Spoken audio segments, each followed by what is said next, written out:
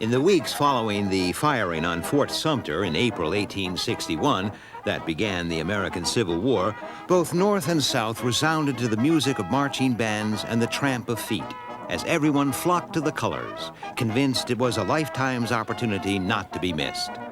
Everyone believed, too, that it would soon be over, settled no doubt in a single, gallant, and hopefully bloodless encounter, and then they could get back to living again. For each side was sure, of course, that it would win. The generals pondered their strategy, each hoping to have the chance to bring success to his section of the now divided land. No one then had any idea of the enormity and tragic nature of the struggle upon which they were embarking.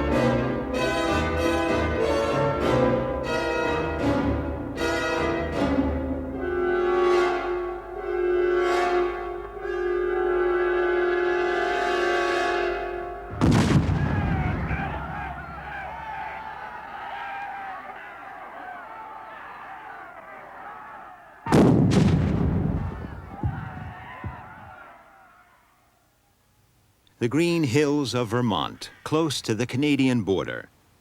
Northerners living here could not have been further away from the arguments over slavery or from the prattlings over secession. So why did they go to war? Northerners were as righteously devoted to their way of life as were Southerners to theirs.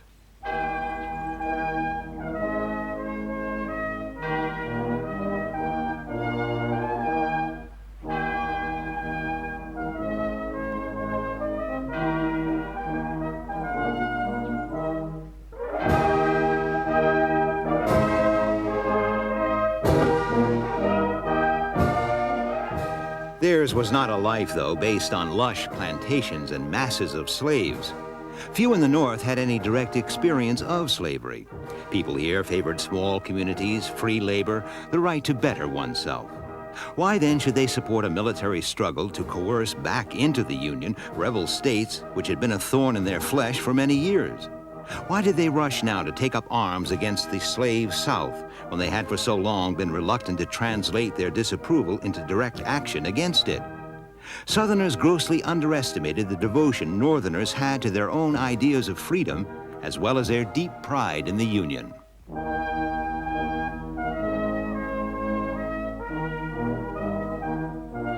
People here resented the threat to their way of life, which they believed the Confederacy posed, and Sumter confirmed their worst fears. Why the North went to war is, in my opinion, one of the basic unanswered questions, or that is to say, it has not really been answered completely satisfactorily despite all the volumes of history written on this subject. It's much easier to understand why the South seceded, that Lincoln's election represented a potential, if not immediate, threat to the institution of slavery. I think to understand the North's reaction, you have to then go back and look at the ideology of the Union, the ideology of democracy, the notion of a future greatness for the American empire, as they called it, the nationalism, and the fear of the country being balkanized into a number of competing smaller nations. There were those, as you know, Horace Greeley and others, who said, erring sisters, go in peace, let them go. They were abolitionists who had urged the breakup of the Union before the war. But I think Lincoln very cleverly maneuvered the South into a situation where it fired the first shot, and this led to a feeling in the North that the South was the aggressor, the South had attacked the Union, and considerations like peaceable secession sort of were swept aside in a wave of patriotism, probably somewhat like the impact Pearl Harbor had later on. Once you are under attack, then the response of fighting back seems to be overwhelming.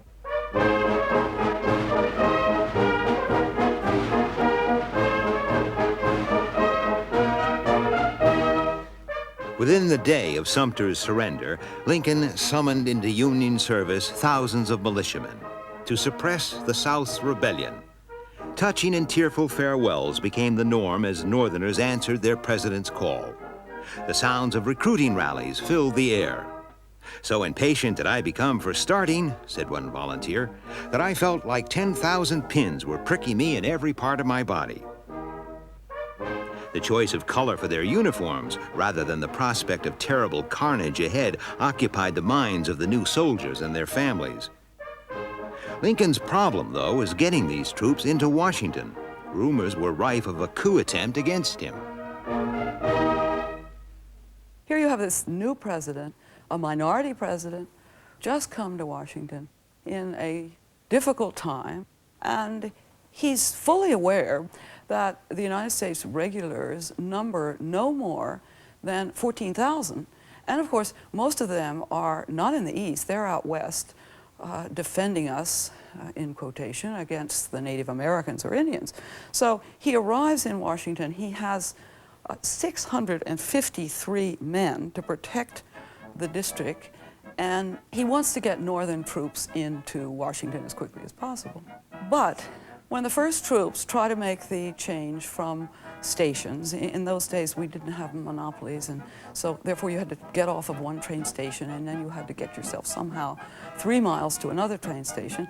And in this progress from station to station, the Baltimore mobs pick up the bottles and the stones and they hurl them against some soldiers who begin firing, and as a result, the first casualties of the Civil War take place in Baltimore. And Lincoln was very worried about what this meant. Lincoln was worried about many things in those early weeks of the war, but raising recruits was not one of them, as the state governors vied to exceed their quotas.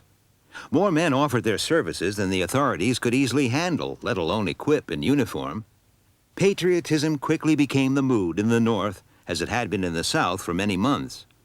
Lincoln relied on ships for getting his troops into position around his capital, with the railways blocked in Baltimore and elsewhere in Maryland. The North's greater resources in this, as in most other things, were to stand it in good stead in the coming struggle. Even so, Washington's garrison was at first so puny that the White House had to rely for its defense on civilian volunteers. And this at a time when the front line was the Potomac River itself, since Confederate Virginia lay just across it and was in full view of the White House windows. Fortunately, the threat of such an invasion was not a real one at the war's outset, though the measures taken to discourage it were not impressive. But the capital's defenses soon took on a more solid look. As well as facing rebel Virginia across the Potomac, Washington was surrounded on the north by Maryland, a slave state whose loyalty to the Union was unsure. Lincoln also worried about the other border slave states, Kentucky, Tennessee, and Missouri. Tennessee had already opted for the Confederacy, but he was determined to win it back. No general in modern times had ever conquered a territory as large as the South. The South didn't have to win in order to win. It could lose every battle in most campaigns, and if the North just got tired enough of fighting and quit, the South would win. It wasn't threatening to just do anything to the North. It just said, we want to be left alone. If we punish you enough, you'll leave us alone and we'll go our way.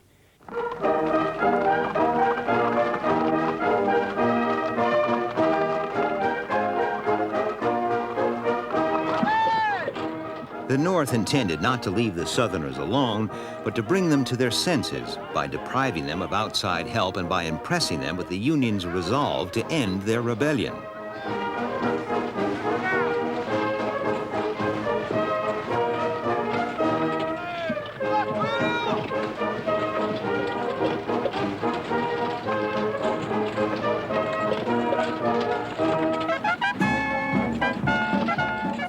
Meantime, the gaily colored uniforms belied the serious nature of the military preparations. While the North knew that in order to win, it had to defeat the South in battle, the Confederates wanted a delay while they sought foreign recognition, which they believed would convince the North to accept their independence.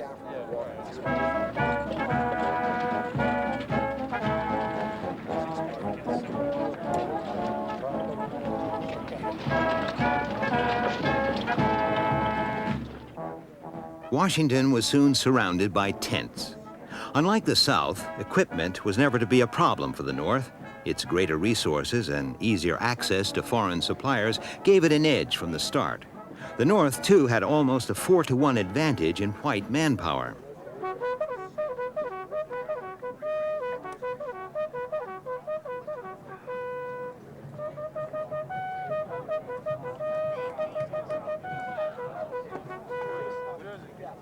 As the summer wore on and discipline within the camps relaxed, the onus was on the North to make the first move.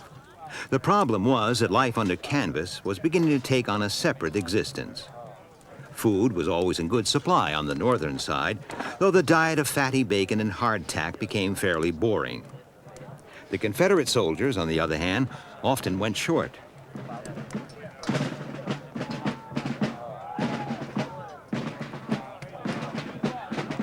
One thing that was to have a considerable impact on the war was photography, then only 20 years old and still a matter for experts.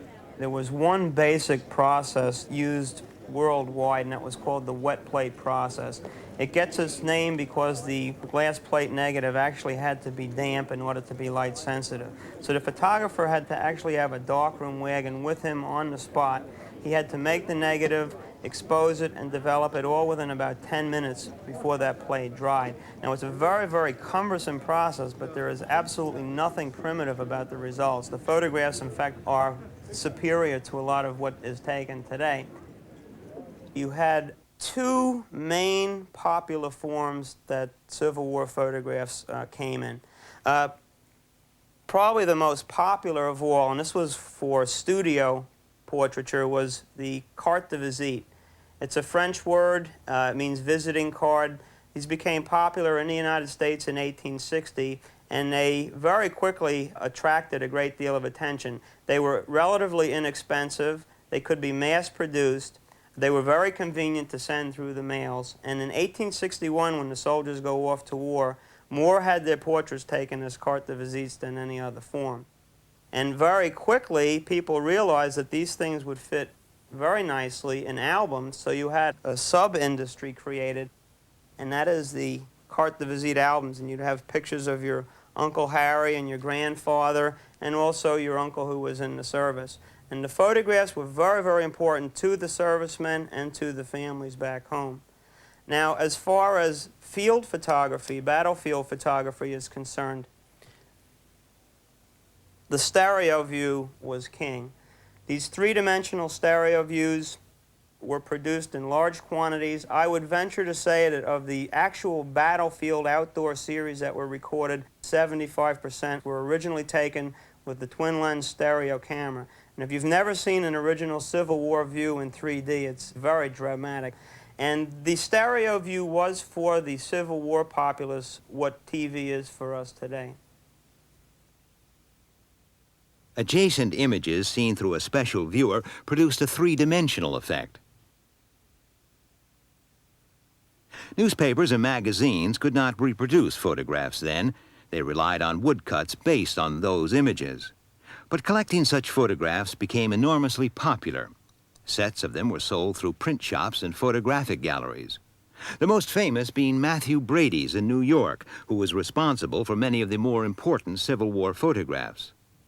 His team covered the battlefields from the northern side.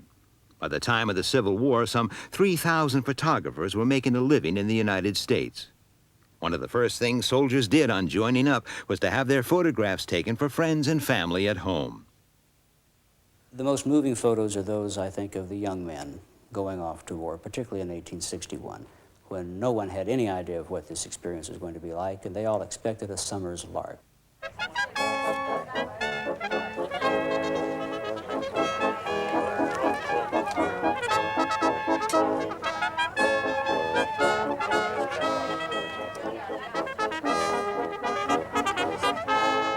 The summer's lark was about to end and the real fighting to begin, though the Union soldiers' families did not look at it that way.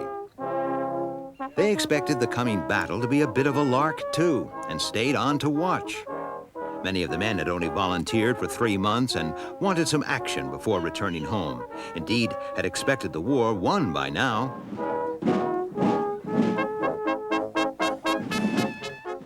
Northern public opinion had been demanding revenge since Sumter, and once the Confederacy had the nerve in June to move its capital to Richmond, a mere 120 miles from Washington, a clash was inevitable. Both sides moved up their guns, eager and confident.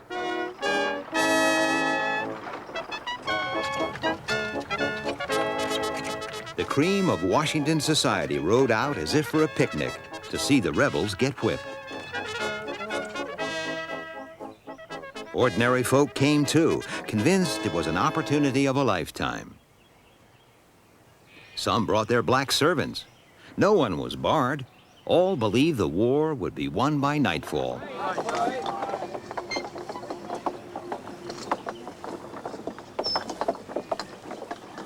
July 21st, a Sunday, was when the North felt ready to strike.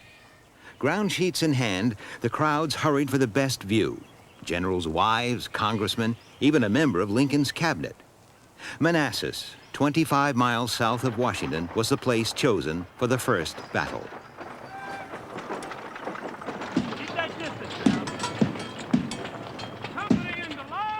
The French-style Zouaves from Louisiana rushed to the Confederacy's defense.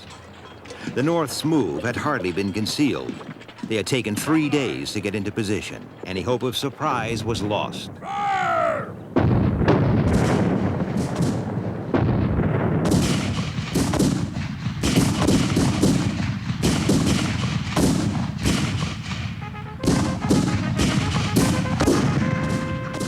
In their keenness to be as close to the action as possible, some of the picnickers had located themselves right in the path of the Federal advance and had to be persuaded to move.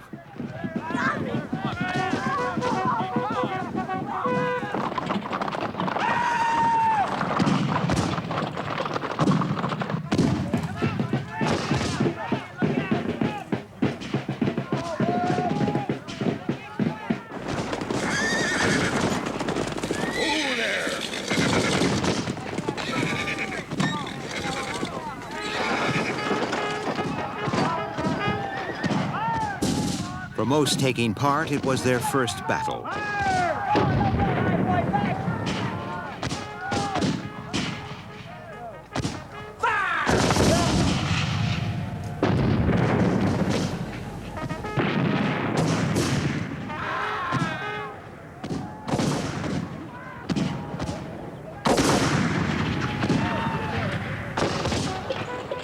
The Union Army was easily the largest one ever seen in North America.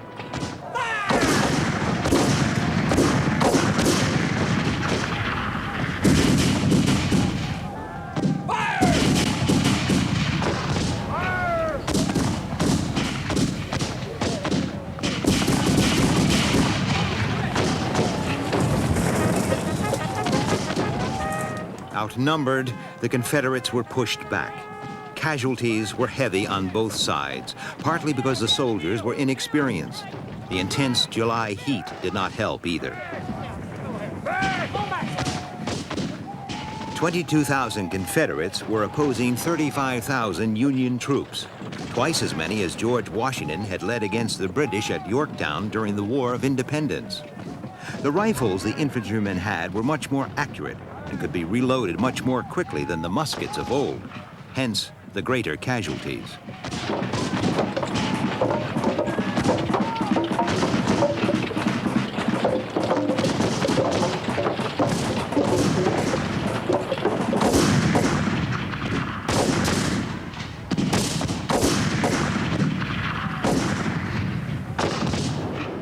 The battle ebbed and flowed across the rich Virginia farmland, with the troops trampling underfoot the crops ready for harvesting.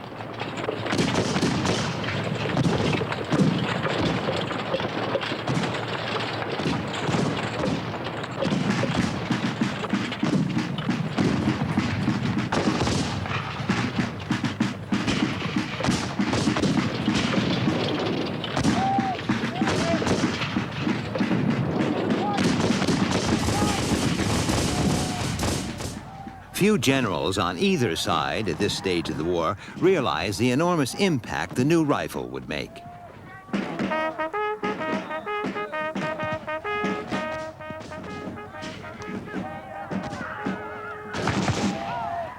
Just as the Union troops were beginning to tire, many of them had not eaten or drunk anything since early morning, the Confederates, unbeknownst to them, switched fresh troops by train from the Shenandoah Valley. This was to make all the difference, though the North should have been aware of it.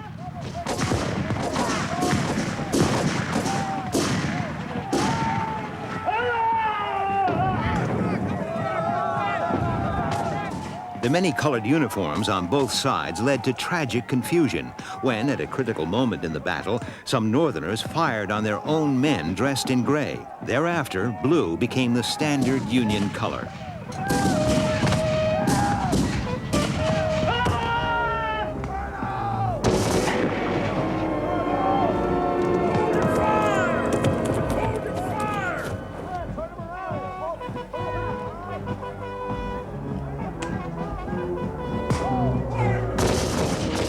The battle was America's most costly to date. 1,200 would die and another 3,000 be seriously injured. Onslaught followed onslaught against the Union positions.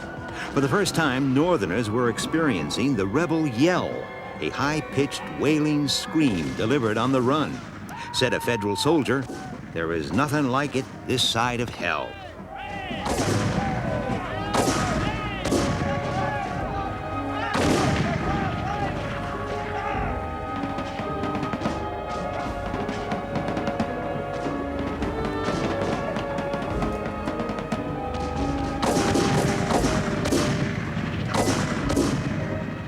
Since the infantrymen had to bite open their own cartridges, strong front teeth were essential. By late afternoon, many Northern soldiers had had enough and began to withdraw.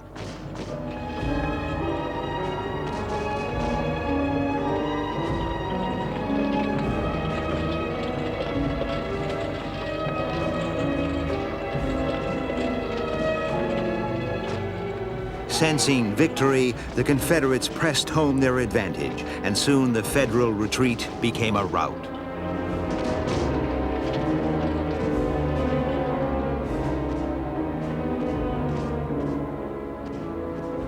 Though weary, the Southerners fought on.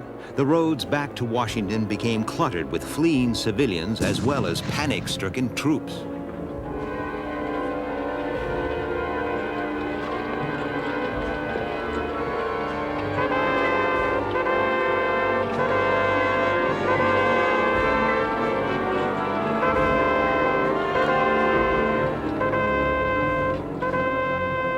The Northern retreat was dubbed later the Great Skedaddle. For a while, Washington seemed wide open, but the rebels were not sufficiently organized to follow up their remarkable victory. Many on the Southern side would rue the missed opportunity of Manassas forever.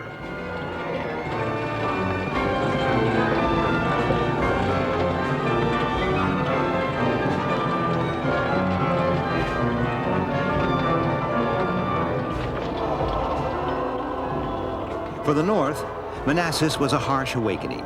Talk of a short war disappeared. It now knew it had a proper fight on its hands.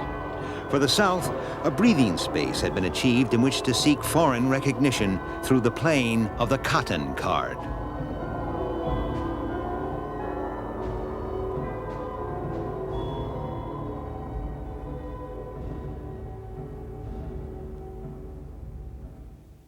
As part of the sense of self-confidence that the Southerners felt, they believed that cotton ruled the world, in fact. The British economy would collapse without cotton, and therefore the British government, to protect itself, would intervene on behalf of the South. France would do the same. Of course, this was totally false. There was no reason why the British economy could not keep going without cotton. As a matter of fact, what had occurred was that the crops had been so enormous for such a long period before this that there was an oversupply within the British warehouses. So the British didn't have to face this problem. They attached too much importance to cotton. at a time when England was developing its own short strand cotton in India and other parts of its empire. The South either did not realize this or would not accept it. And in other words, by 1861, Southern cotton was no longer king. The South did not know this. Southern cotton filled a need in England, but not enough to prompt military intervention. Besides, she was enjoying a profitable trade with the rest of the United States, which she did not want to damage.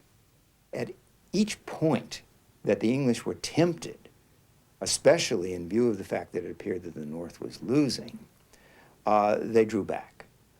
For example, Gladstone, at one point in the summer of '62, made a speech in which he said, Jefferson Davis has made an army, he's about to make a navy, and what's more important, he's made a nation. Well, those were fighting words in the North, and there were rumors that England was about to recognize the South. But Palmerston is just not willing to risk it. The instinct was to delay.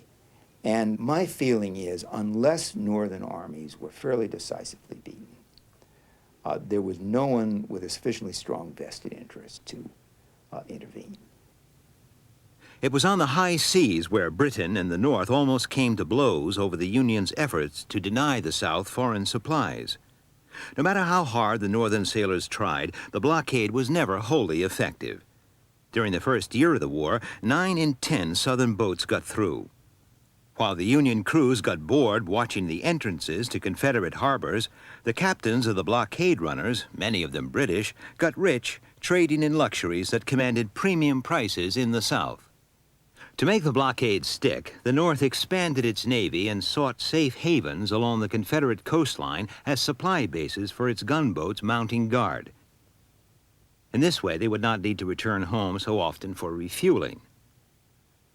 Although armored ships were coming in, the most common were still wooden sailing vessels. Despite the cocky air of some Union sailors, living conditions on board were unpleasant, especially on the armored vessels, which were hot and humid. Moreover, short spurts of activity were followed by spells of acute inactivity. Doggedness was the key requirement for the Northern blockading fleets, all part of Lincoln's scheme for wearing the South down.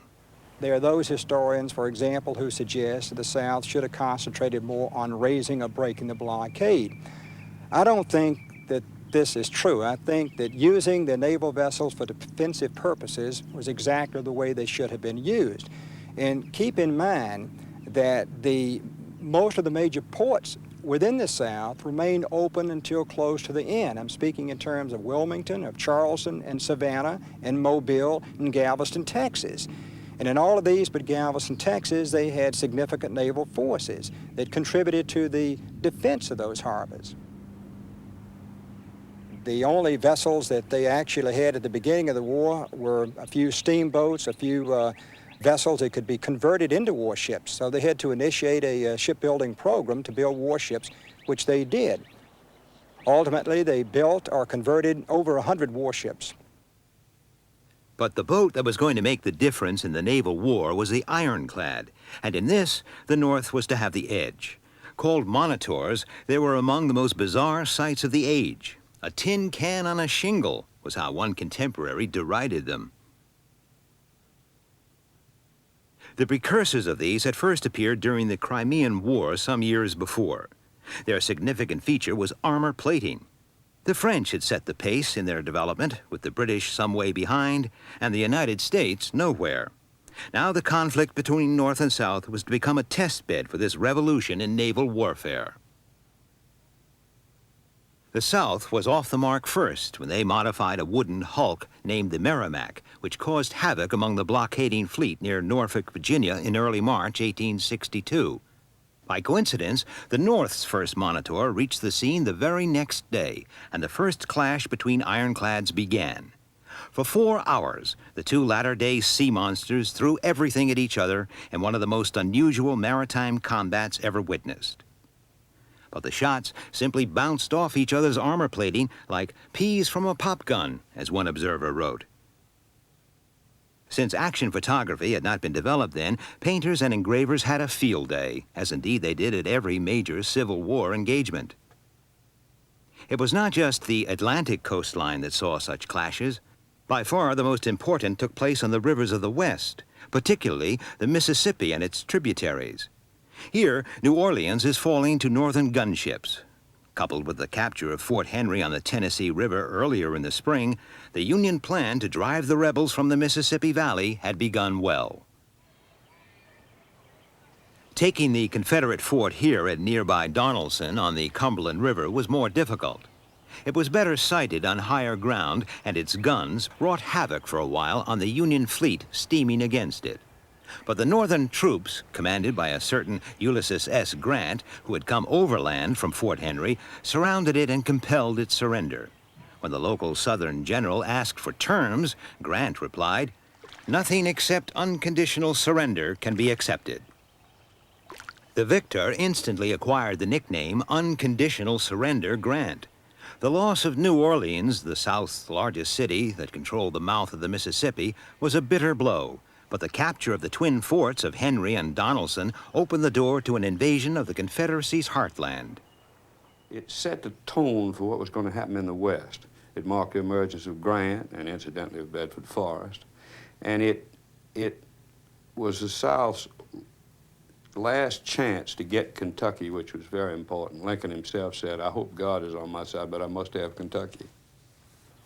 The Union forces under Grant were now free to move down the Tennessee River towards Mississippi proper, reaching here at Pittsburgh Landing during March.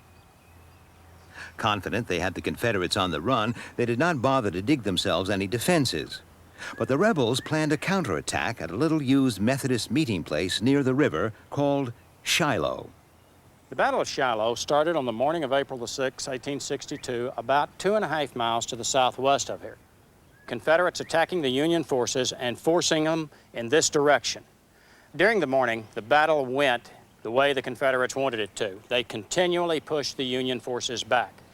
Finally, about 11 o'clock in the morning, the Union forces, a portion of them, dug in this area, which is the Hornet's Nest. We're actually standing in the sunken road, which borders one edge of the Hornet's Nest. The Confederates, when they hit this area, attacked across this open field and through the woods behind me. The attack started about 11 in the morning, and they lasted until 5 o'clock in the afternoon. The commander in this area, the Union commander's orders were, hold your position at all costs, stop the Confederate attacks. The Confederates attacked 11 times, but they were never able to break the position.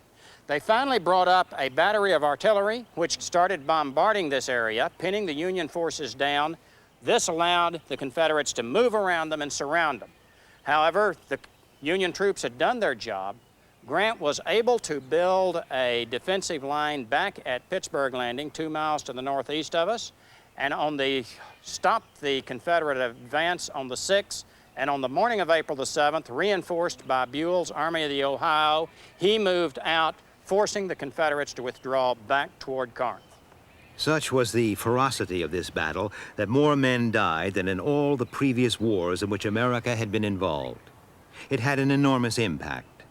Wrote the poet Herman Melville, "What like a bullet can undeceive?" Shiloh was also the first Civil War battle to have a ballad written about it. In no other war in American history did music play such an important part.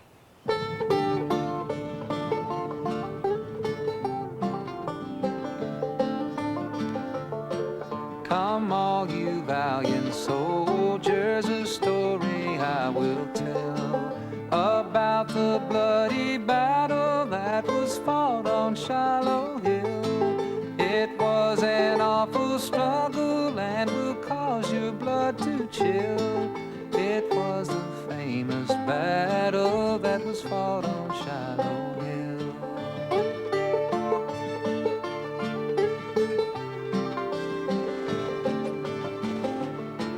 It was the 6th of April, just at the break of day. The drums and fifes were playing for us to march away.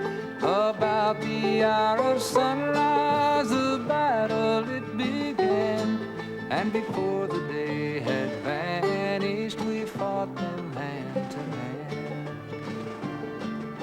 The wounded men were crying for help from everywhere, while others who were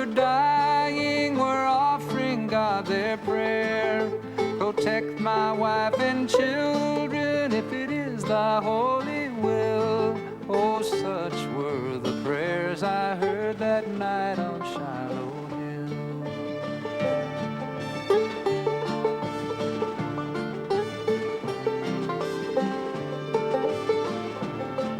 And early the next morning we were called to arms again, unmindful of the wounded, unuseful to the slain.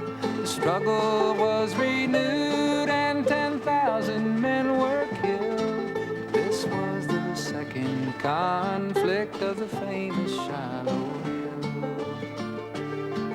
Before the day was ended, the battle ceased to roar, and thousands of brave soldiers had fell to rise no more. They left their vacant ranks for some other ones to fill, and now their moldering bodies all lie on Shiloh Hill.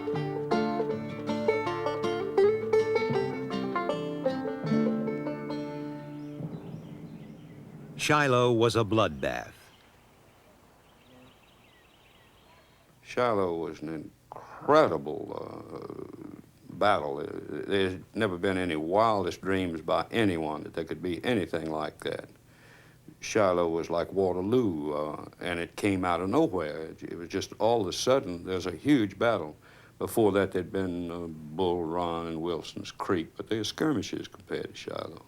And of course, Shiloh was followed very shortly by the 7 days in Virginia, also a huge thing.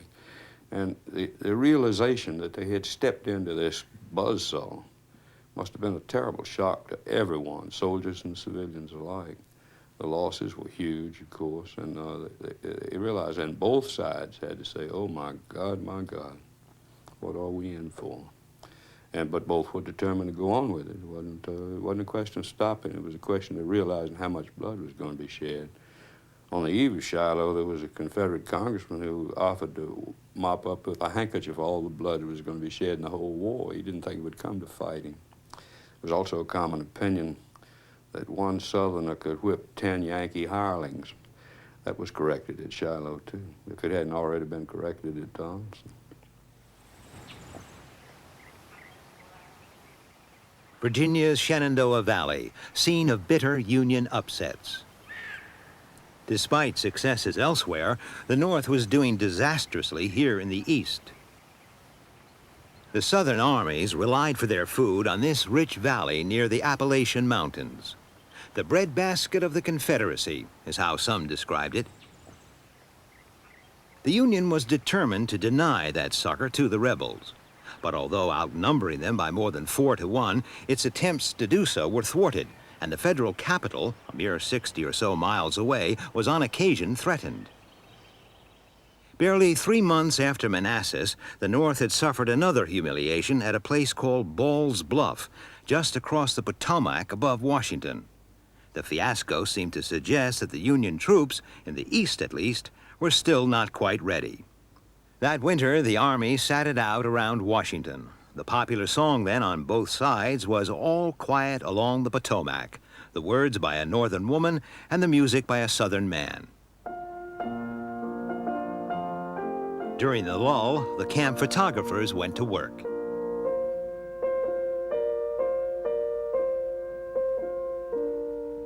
All quiet along the Potomac tonight, except here and there a stray picket is shot as he walks on his beat to and fro by a rifleman hid in the thicket. 'Tis nothing, a private or two now and then will not count in the news of the battle. In the spring, Lincoln prodded his generals into action. Instead of doing so head-on, as at Manassas the previous summer, they preferred now to outflank the Confederates by shipping their troops down the Potomac to Fort Monroe, where the Federals retained a foothold. Richmond was only 70 miles away. But once the 100,000 men got ashore, they had to besiege one southern bastion after another. The numerous creeks the Union troops had to cross delayed progress too. The rebel river batteries foiled a more direct approach. Following a demonstration in Washington by a scientist-cum-showman called Thaddeus Lowe, Lincoln sanctioned the establishment of a balloon corps, which saw action in the Richmond campaigns. The balloons seldom went higher than 300 feet, which allowed the observer to see for 15 miles in every direction, and they were linked to the ground by telegraph. Flights at dawn were preferred. Not only were air currents then usually favorable, but the intelligence gleaned from the location of campfires and the early movements of patrols could be most valuable.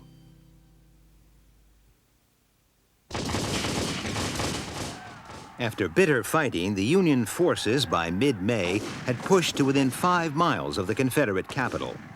Panic seized the rebel leadership. But the Southerners fought back gallantly and halted the Northern advance at terrible cost to both sides. 11,000 casualties in one day, including the Confederate commander. His replacement now planned a counterattack at the point where the Union troops were most stretched and caught them on the hop. During 7 days of sustained fighting, some of the fiercest of the whole war, the Confederates forced the Northerners to retreat. The Richmond battles had an enormous impact on public opinion. The carnage was appalling. More than 30,000 died or were severely wounded. To Lincoln's great annoyance, the Union troops withdrew the way they had come.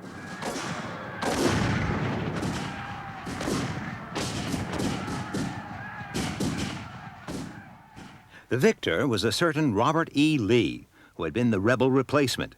He now became the North's bogeyman and the South's eternal hero. He had set in train a dramatic turnaround in the fortunes of war. A second confrontation at Manassas produced an even greater humiliation for the Union than before. Realizing that a Southern victory on Northern soil might tempt the British to intervene and persuade the Yankees to sue for peace, Lee crossed the Potomac west of Washington and invaded Maryland, aiming to get behind the federal capital, but was halted along Antietam Creek. The ensuing battle on September 17th should have seen the end of Lee, since not only had a quarter of his men dropped out through fatigue, but he himself had been injured and could not ride his horse. In addition, plans for the dispersal of his forces fell into Northern hands. For days, the creek at Antietam ran red with American blood. It was the bloodiest single 24 hours of the whole war. Those who took part did not realize how much hung on the battle's outcome. Britain had been poised to recognize the South, and a Confederate victory here might just have clinched it. It might also have dampened the North's enthusiasm for continuing the war. But for those who fell amid the wheat fields, then as now ready for harvesting, such matters were beyond their ken. Caring for the injured so taxed the local communities that the area became, according to a visitor, one vast hospital. A federal officer walking the fields the following day wrote, "No matter in what direction we turned, it was all the same shocking picture, awakening awe rather than pity, benumbing the senses rather than touching the heart." Said a British military observer, "In about 7 or 8 acres of wood, there is not a tree which is not full of bullets and bits of shell. It is impossible to understand how anyone could live in such a fire as there must have been here." Within just 5 months of Shiloh, the war had escalated alarmingly. Where would it all end? Many were now wondering.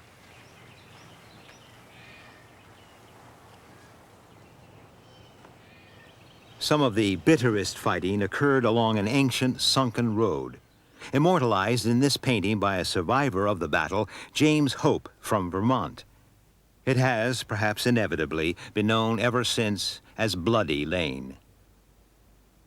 The Confederate dead lay 3 deep for half a mile, mowed down, in the words of their commander, like grass before the scythe. Since so much had depended on the battle's outcome, Southerners were naturally disappointed and wanted to know what had gone wrong. What went wrong for the South at Antietam was quite simple. The Confederate Army was considerably smaller than the Northern Army. And the Northern Army had found secret orders that the Confederate commander Robert E. Lee had issued to his troops. And so to the east, at South Mountain, the Federal troops came pouring across, and General Lee had to rapidly unite his troops. He determined to fight. He was confident in his army, and he lined them up along the banks of this creek, convinced that he could stop General McClellan's blue forces. He did stop them in the sense that the Confederates were not driven back, but his army was so desperately blooded that even though he'd achieved a tactical stalemate, strategically it was a defeat, and he had to move back across the Potomac River into Virginia. Antietam was not just the bloodiest day in the whole Civil War, but the bloodiest too in American history. 8,000 lives were ended here, and another 18,000 severely wounded. The casualties were 4 times those the United States suffered on D-Day in World War II. Entire units on either side were virtually annihilated. But Antietam was notable also for the advent of the professional war photographer. When the war began in 1861, mentally photographers saw covering a war as basically going to camps and taking very static groups of posed soldiers. In 1862, at the Antietam battlefield, this all changes because for the very first time, led by Alexander Gardner, you have photographers actually covering a battlefield before the ugliest scars, in other words, the dead soldiers, were buried. And these were very, very dramatic photographs. And the American public had never seen war depicted with the realism of Alexander Gardner's Antietam series, where you have bloated corpses, dead horses, etc.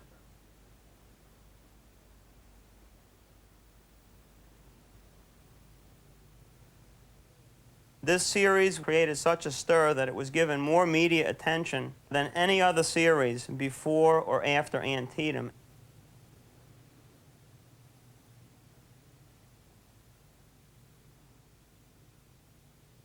People were not used to seeing photographs of violent death. Lincoln went to Antietam after the battle principally to press his commander, General McClellan, into pursuing Lee. But the Northern generals were now much in awe of Lee. Lincoln, however, took the opportunity of the Antietam stalemate to issue his Emancipation Proclamation. I, Abraham Lincoln, President of the United States of America and Commander-in-Chief of the Army. Lincoln had realized he needed to counter the move within Britain towards recognizing the South after the Union's second defeat at Manassas. The proposal he had in mind was freedom for the slaves in the Confederacy. When he had informed his cabinet of this earlier, they persuaded him to delay announcing it until success came in battle. Is or may be suspended or disturbed. Lincoln morally detested slavery, there's no doubt about that, but clearly saving the Union was his ultimate priority. He said in 1862 in a famous public letter to the New York editor Horace Greeley that his foremost goal was to save the Union. If he could do it without freeing any of the slaves, he would do it. If he could do it by freeing all of the slaves, he would do it. If he could do it by freeing some of the slaves and not others, he would do that. It was a crucial thing to do in military terms because as Union armies were advancing, they faced major problems of what do you do about fugitive slaves who come to the Union lines? Are they to be treated as slaves and sent back to their masters, which in fact was done in the early days of the war? Are they to be kept as contraband of war? Can they be enlisted in the Union Army? On the other hand, what is to be done about black workers who are in effect supporting the Confederate Army in the field? Can we strike at them in any way? Can we at least psychologically undermine that underpinning of the Confederate Army? All these were going on together. Now, in saying this, I'm really not trying to argue that Lincoln was not morally opposed to slavery. He was. He always had been from very early days. But he also said from the very beginning that he was making a distinction between his personal preferences, meaning his own moral judgment, and what he could do as president. And he did not think he could emancipate until it became a military necessity, as it so clearly did in 1862. Therefore, military necessity coupled with political necessity, coupled with the need to forestall foreign intervention, all these reinforced Lincoln's moral desire to work against slavery in whatever way was permissible for the President of the United States. At that point, it became a war between slavery and freedom. It became very, very difficult for the British to countenance recognition. I would say that Antietam is the decisive moment in the war.